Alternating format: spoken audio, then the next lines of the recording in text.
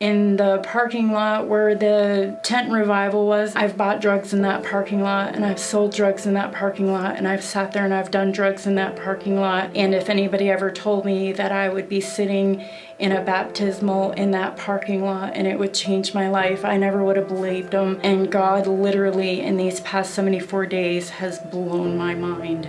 I wanted to share what God's done in my life from June 3rd until now. I showed up at an LOL event in the parking lot of Ollie's. I was under the belief it was just a fun thing for the kids to do, and my parents had my great nephew, and my mom talked me into going. I lived in Owensboro at the time, and at the time I was actively drinking alcohol and using drugs, and I had no plans on stopping, and I thought I was fine. I had some health issues, but I didn't think that I needed to stop. So I showed up on the 3rd to LOL, and I realized that it was worship and then giveaways, and I thought that that was really beautiful. I've known God in the past, but I had grown complacent. I felt like God was more of a judge than a father, and a lover of my soul. So I just felt as though when I was being a good girl, he loved me, and then when I wasn't, he didn't, and I didn't feel as though I could be good, and so I didn't feel as though he needed me or wanted me. I just kept coming because it was such a beautiful thing to be a part of, and the love that I was shown by the people there, and the worship was so amazing.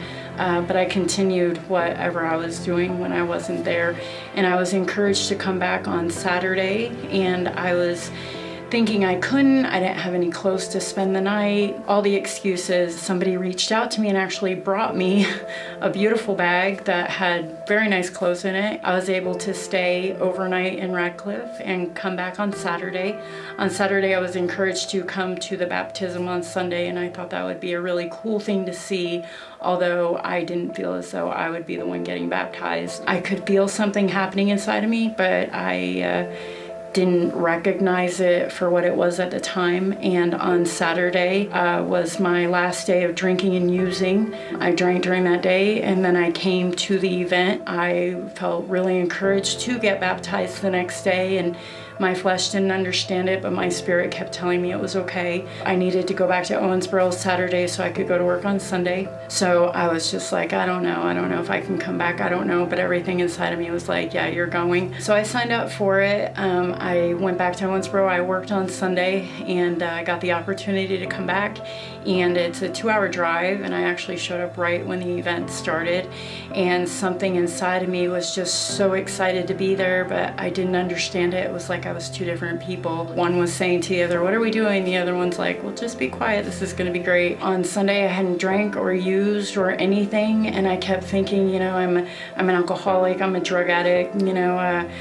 why am I even getting in the baptismal? And I've been thinking I wanted to win the prizes. I wanted to win something there, and I felt God speak to me audibly on Saturday and say, what is it if you win the whole world and lose your soul, lose your own soul? And I was like, okay, I got you. Like, I understand. Like, that resonated with me. I just let it go. And so whenever people were winning things, I was just honestly happy for them, and I didn't feel sad for me anymore like I had been. So on Sunday, I was ready and excited, but the other part of me was like, what are we doing? You're just gonna throw it away like you always do everything.